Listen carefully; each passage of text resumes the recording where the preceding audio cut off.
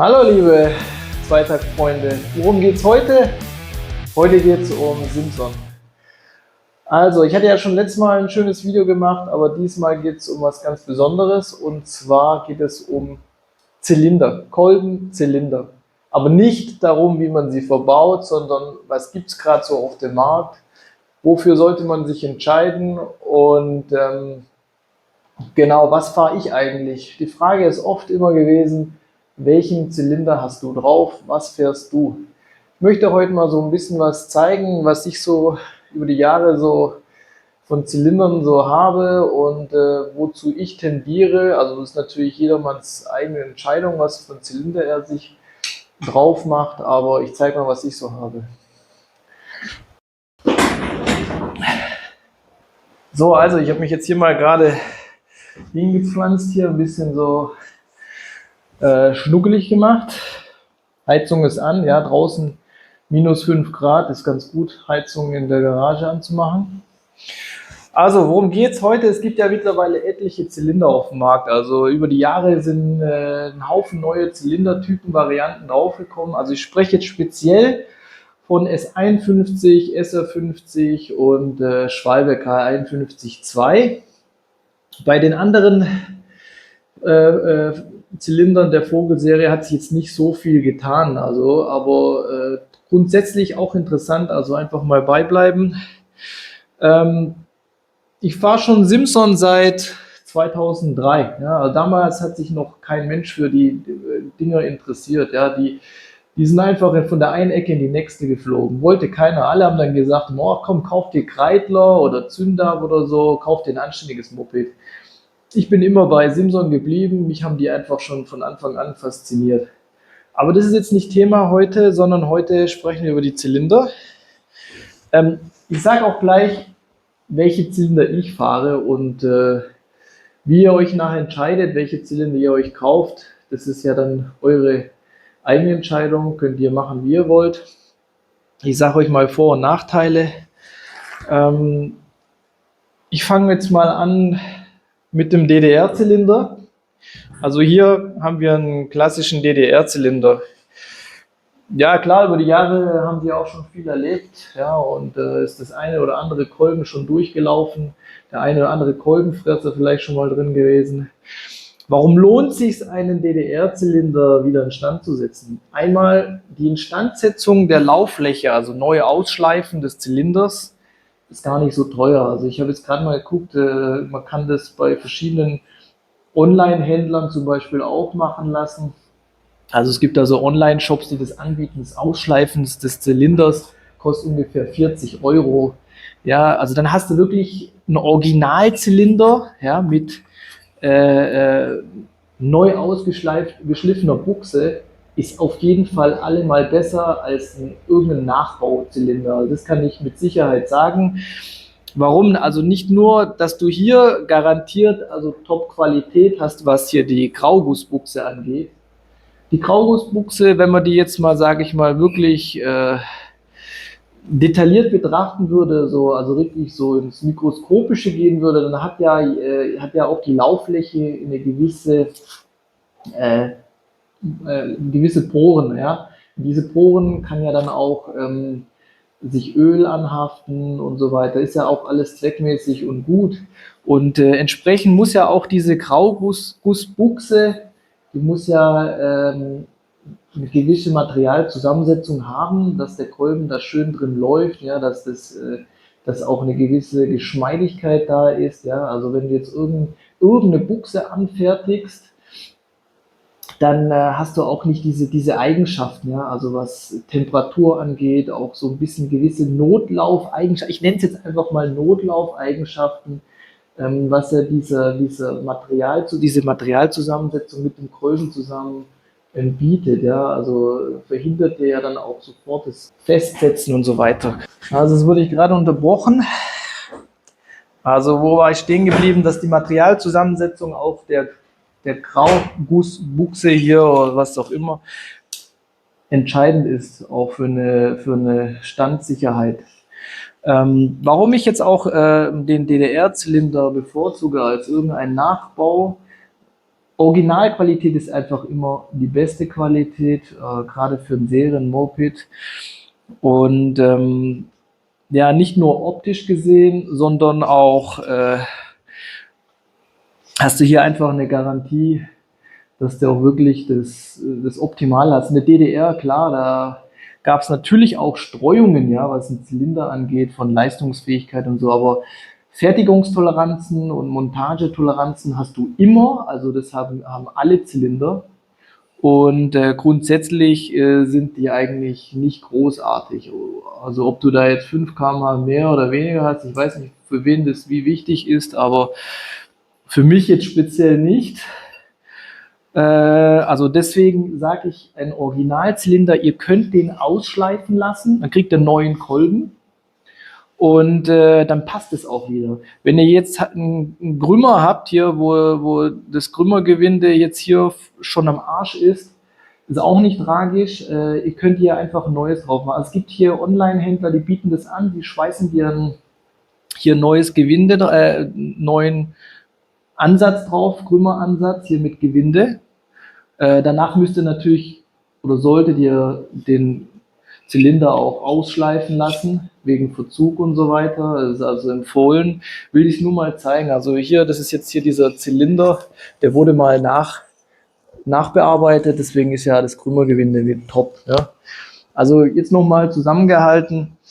Also ein Originalzylinder ausschleifen kostet ungefähr 40 Euro.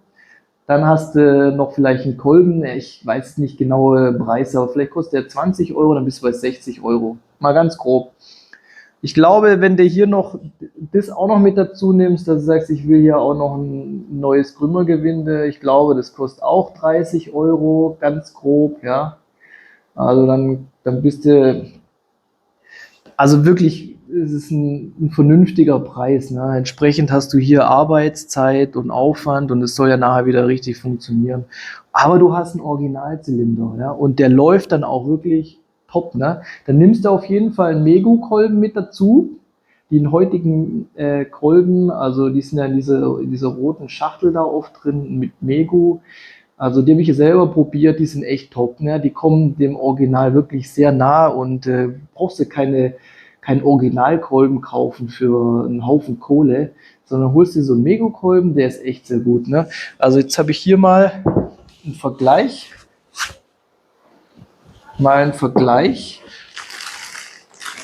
Und zwar habe ich hier einen neuen Kolben MZA. Also der ist ja schon wirklich Jahre habe ich den bei mir. Ja? Der ist bestimmt schon 20 Jahre hier. Habe ich den. Dann habe ich hier noch einen Original DDR-Kolben. Das ist jetzt ein Original DDR-Kolben, aber das ist jetzt nicht zu den passenden Zylindern. Also das ist jetzt die ältere Vogel-Serie, aber es spielt ja keine Rolle. Ne? Das ist jetzt der Originale. Also man sieht ja hier, ja, es ist ein bisschen hier noch Schmutze dran und so. Aber man kann ganz grob sehen, wie der aussieht, dass der so ein bisschen auch ins Gräuliche geht. Ja? Also der schimmert so ein bisschen, hängt wahrscheinlich auch mit der Materialzusammensetzung zusammen, mit diesem vielleicht Siliziumanteil, was sich da rauskristallisiert. Egal, ne? Dann habe ich jetzt hier mal den in alten MZA-Kolben, aber was heißt alt, der ist neu, aber schon uralt, liegt bei mir ewig rum. So, das ist hier MZA. Was war damals drin? Ja, also hier ganz klar deine Clips, Kolbenringe und so weiter, wie es eben heute auch ist. So, wie sieht der aus? Ja, der ist jetzt über die Jahre auch schon ein bisschen angelaufen, aber er ist deutlich heller, glitzt deutlich mehr. Und daran siehst du, dass das Material einfach nicht so geil ist. Also auch damals diese MZA-Kolben, also es gab jetzt nichts Gescheites, ja. Und die waren aber schon damals scheiße. Also ich fand sie nicht gut. Ne? Hier siehst du auch die Anlaufflächen. Also hier sieht man die Anlaufflächen. Ich hoffe, man kann es erkennen. Die sind nicht mal plan gedreht. Ja? Und hier drin ist noch der MZA-Stempel. Ich hoffe, man sieht es. Also dass man sieht, dass das wirklich ein Original MZA von Ewigkeiten her ist. Mal ein bisschen Licht reinhauen. Also hier sieht man, dass das ein MZA-Zeichen drin ist.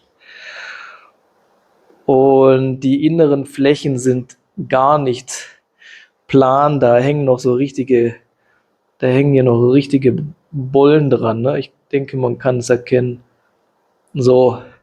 Und der ist wirklich, man sieht es deutlich schimmig, also es schimmert ja ganz klar deutlich. Ne? Und die waren einfach scheiße. Also ich war mit denen gar nicht zufrieden. Hier nochmal der Originale.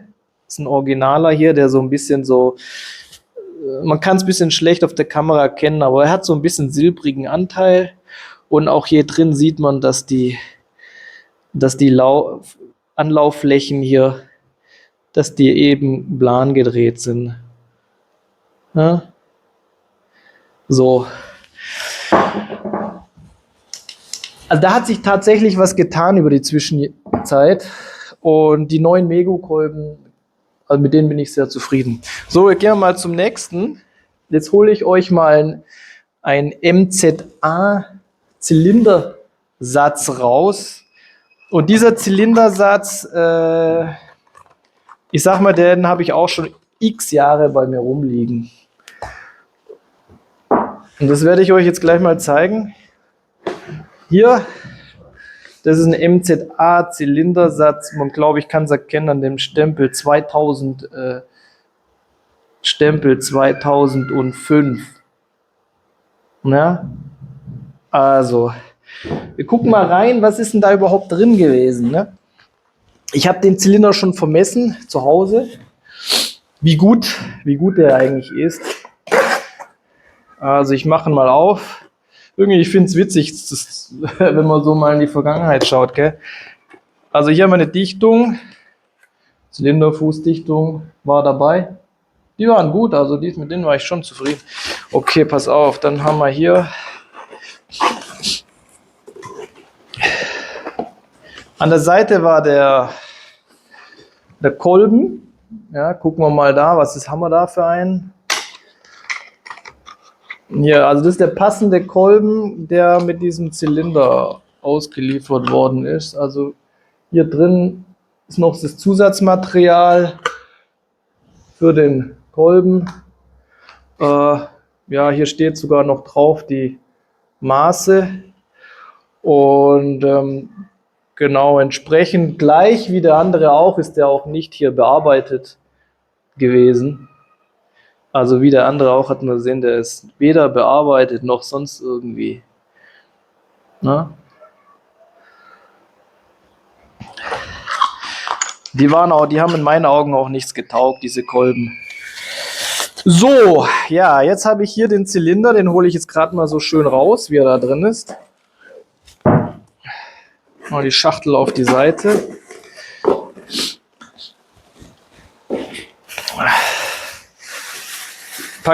Ich packe ihn ja mal aus der Tüte aus. Ne? Das ist der damalige Zylinder, so hat die ein MZA 2005 ausgeliefert. Ja. Ich habe ihn vermessen, also man kann wirklich sagen, also der hatte 300 haben sie Einlaufspiel gehabt und das hat der durchweg überall in allen Stellen. Also das muss man sagen, die Bohrungen haben sie wirklich gut gemacht. Ja? Also das zumindest bei dem Zylinder. Hier was Scharfkantigkeit der Kanäle angeht, sehr scharf, ja. Also die Kanäle hier drin sind sehr scharf. Die muss man auf jeden Fall noch mal ein bisschen entgraten, damit die Kolbenringe da nachher nicht hängen bleiben. Ja, also sollte man die schon entgraten hier im besten Fall. Aber mal ganz ehrlich, das habe ich damals auch nicht gemacht und es ist nie was passiert. Aber heute würde ich es tun. Auch hier die Verrippung, man spürt, also ist scharf, ne? Also ist hier ziemlich scharfkantig alles. Genau. Aber sonst ist der ganz gut. Ich meine, ich denke, wenn hier ein gescheiter Kolben dabei gewesen wäre, dann wäre der wahrscheinlich ganz gut gelaufen. Hier nochmal im Vergleich dem Originalen. Was kann ich erkennen? Man kann hier zum Beispiel unten erkennen, dass man kann hier unten erkennen, zum Beispiel im Vergleich zum Originalen, dass hier der Originale weniger hoch ist wie hier. Das hab ich auch nie verstanden. Also wenn man was nachbaut, warum kann man es einfach nicht so machen, wie es original ist, gell? Egal, no. So, die Buchse, weiß ich nicht, was das für eine Zusammensetzung ist. Aber ich bezweifle es, dass die wirklich so gut ist wie das Originale. So, genau, das ist jetzt mal dazu, zu der Zylinder.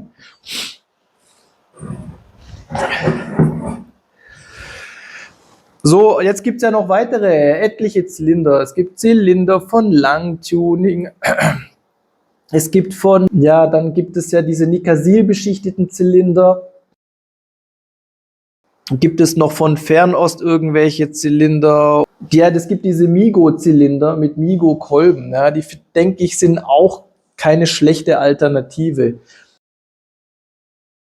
Aber preislich, ich glaube, die sind auch nicht so billig mehr mittlerweile. Ich meine gesehen zu haben, dass die auch schon über 100 Euro liegen. Jetzt rechne mal zusammen. Also ich denke, wenn du einen Originalzylinder hast, ja, wenn du so ein Moped fährst, dann hast du ja meistens einen Originalzylinder.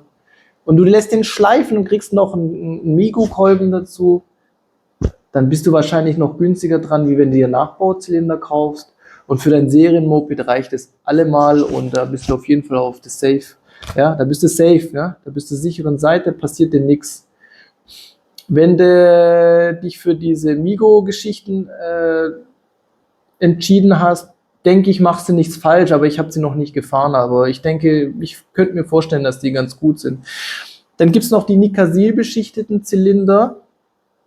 Habe selber leider noch keinen gefahren, aber ich brauche es ehrlich gesagt auch nicht. Und diese Nikasil-beschichteten, man hört ja überall, dass die haben richtig Volldampf, ne? Die ziehen richtig gut weg und von unten raus geht's gut und komplette Drehzahlband toll und das sind aber solche Einmalzylinder. Also wenn du jetzt da mal einen Defekt hast, einen Kolbenklemmer oder einen Vergaser falsch eingestellt, weiß ich, oder der zieht dir irgendwas rein irgendwie, dann ist der Ende, ne? Dann ist der Feierabend. Dann kannst du den direkt in den Müll schmeißen, kannst du nichts damit anfangen. Einen DDR-Zylinder kannst du wieder ausschleifen. Den kannst du wieder ausschleifen, den kannst du wieder richten. Auch wenn du mal einen Fresser hast, dann kannst du vielleicht noch mal ein bisschen durchfahren mit einer Zylinderhohne, ja, nochmal grob durchfahren, dass du nochmal den Dreck rausholst vom Kolben und so, dann geht der dir wieder. Der läuft dir, der verzeiht dir viel. Ein Nikasil-beschichteter Zylinder verzeiht dir nichts, da ist dann Ende. Klar, also wenn du sagst, hey, ich lege jetzt Wert, ich möchte jetzt einen Zylinder, der läuft richtig, mein Moped, das geht dann auch gut. Ich möchte das Drehmoment stark haben, ich möchte auch mit dem Sozius irgendwo gut durchkommen, ohne irgendwelche Probleme und so. Kannst du diesen Nikasil-beschichteten Zylinder nehmen und da hast du dann auch wirklich Power garantiert und hast auch kein Problem mit großen Einfahrzeiten und so, da kannst du gleich voll Stoff geben. Was ich bei den Serienzylindern auch immer gemacht habe, immer gleich voll Stoff gegeben. Macht man nicht, habe ich aber trotzdem gemacht. Aber es ist nie was passiert, weil egal. Ich habe es halt nie ausgehalten. Also demnach so ein Nikasil-beschichteter Zylinder, die sind auch ich glaube, die sind auch recht teuer. Ja, also will damit sagen, dass die mit Sicherheit top sind und auch ihren Verwendungszweck erfüllen. Aber wenn du ein Serienmoped hast, ja, und du willst einfach optisch original bleiben, dir macht's nicht aus, wenn jetzt am Berg mal ein bisschen länger geht oder so, dir deine 65, 70 km/h reichen, also dann kannst du auch beim Originalen bleiben. Der ist auch günstig und kannst du richten lassen und bist du immer gut unterwegs. Genau, also deswegen sage ich persönlich, tendiere da doch lieber zum originalen Zylinder und habe da auch noch nie verkehrt gegriffen. Originalzylinder, Originalqualität ist halt einfach immer die beste Qualität. Und was ich noch ergänzen würde, ist jetzt, wenn du dir einen Zylinder draufballerst, ne, der wirklich fett Drehmoment hat, der geht ohne Ende. Da musst du natürlich auch mit rechnen, ja. dass dein Verschleiß allgemein höher ist. Ja? Deine ganzen sonstigen Komponenten sind ja dadurch auch einer höheren Belastung ausgesetzt. In der DDR, da hat man zwar auf Haltbarkeit gesetzt und hat gesagt, okay, mit Faktor, keine Ahnung wie viel, 4, ja, soll das auf jeden Fall noch halten. Heutzutage, da konstruiert man so, dass das Ding gerade noch hält. Ne? Und damals auf jeden Fall sollte das halten. Und wenn du es aber jetzt übertreibst und du haust dir da knallhart die unmöglichsten Drehmomente rein, dann hast du einen größeren Verschleiß am Kettenantrieb, an der Kette, vielleicht auch Getriebe und so, weil das dann einfach am Maximum Limit ist von der Auslegung. Aber ja, das muss halt dann jeder für sich entscheiden. Genau, das soll es jetzt erstmal gewesen sein von Zylinder und Kolben. Wenn ihr mehr dazu wissen wollt, dann schreibt einfach in die Kommentare. Und sonst viel Spaß beim Mopedfahren. Schaut auf meine Playlist, schaut euch die anderen Videos an und wir sehen uns. Ich danke euch fürs Reinschauen. Ciao.